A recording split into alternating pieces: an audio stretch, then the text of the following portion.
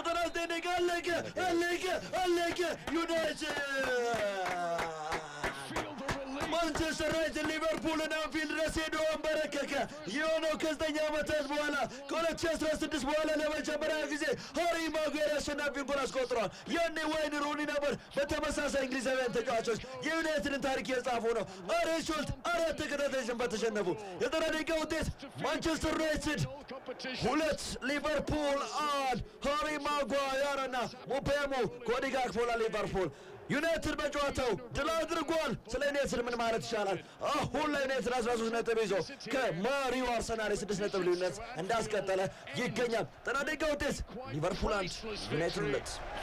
የ90 ደቂቃ ውጤቱ እንግዲህ ማንቸስተር ዩናይትድን አሸናፊ አድርጓል። ሊቨርፑላውያን በሜዳቸው በደከሙበት እጅግ በጣም ዝቅ ያለ ብቃትን ባሳዩበት የጨዋታ እንቅስቃሴ በጣም በሚያስገርም መልኩ ማንቸስተር ዩናይትድ ደግሞ ያገኟቸውን አጋጣሚዎች ፍጹማዊነት በተሞላበት መልኩ ወደ ግብ ቀይረው እንግዲህ ክቦርኑን አሸናፊ ማድረግ ችሏል። እዚህ ጉዳይ ላይ እንደማጠናቀቂያ ምናልባት እንደው አይዞን ካንተ በጀመር ያው አሸናፊ ስናልቦና ስለሆነ ትንሽ ከበድላል። አንዱ ካንተን ጀምር። አሁን ይኸውልህ እኔ እንድታነሳልኝ የሚፈልገው በቀጣይ ጉዳዮች ነው። የዛሬው ጌም ኦልሬዲ አልቋል። ቀጣይ ሊቨርፑል ከተደጋጋሚ ሽንፈቶች ለማገገም ምን ማድረግ መቻል አለበት ነው? እንደ ደጋፊም እንደው እንደ ተመልካችም ስታየው የዛሬው ሊቨርፑል እንቅስቃሴ አዎ ትልቁ ስራ ያው አሰልጣኙ ላይ ነው ያለው። አሰልጣኙ ማኔጅ የማድረግ እንትኑ ሲስተሙን ማስተካከል ከቻለ ሊቨርፑልን ምናልባት ወደ ቀደመው እንቅስቃሴው ሊያመጣው የአሸናፊነት መንፈስ ሊያመጣ ይችላል። 4 ነጥብ ልዩነት ብዙም አይደለም። አርሰናልን በ4 ነጥብ ልዩነት አልፈን ነበር። ዛሬ አምባኩ ተቀይሯል። ግን አሁንም ክላስ ያላቸው ተጫዋቾች አሉ። መቀየር የሚችል መስተካከል የሚችል ነው። ስራ ይፈልጋል ሊቨርፑል። ዛሬ ትንሽ የሚያመው በማንቸስተር መሸነፍ ትንሽ በተለይ ይሄ 21ኛው ዋንጫን ለማንሳት በመታረገው እንቅስቃሴ እንደው መጨረሻ ላይ በ3 ነጥብ በ1 ነጥብ በ2 ነጥብ ተበልጠው ዋንጫ ብታጣ ይሄንን ያደረገብኝ ማንቸስተር ዩናይትድ ነው ብለህ ከንፈር መምጣት አይቀርም። ጌም ነው ቢያስባል።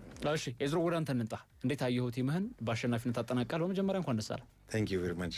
እንግዲህ ማንቸስተር ዩናይትድ ዛሬ ትልቁን ገድል ያገኘበት ነው ብዬ አስባለሁ። ምክንያቱም ተቀናቃኙን ሊቨርፑል ነው ማሸነፍ የቻለው። ለዚህ ጨዋታ የመጀመሪያውን ክሬዲት መስጠት ፈልገው ለግብ ጠባቂው ሴዶ ላሜ ነው።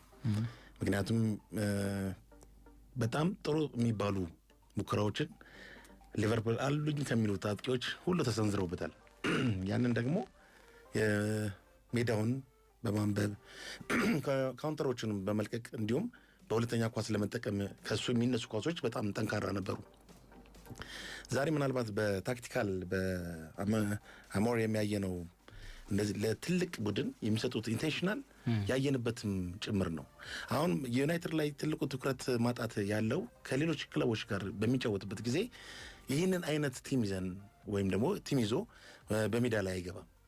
ይህንን ማስቀጠል አለበት። ምክንያቱም አሁንም ቅርብ ነው። የዛሬ ያገኘው 3 ነጥብ ከመሪዎች ካሉት በጣም ሩቅ አይደለም። ልክ የሁለት ጨዋታ ልዩነት ነው።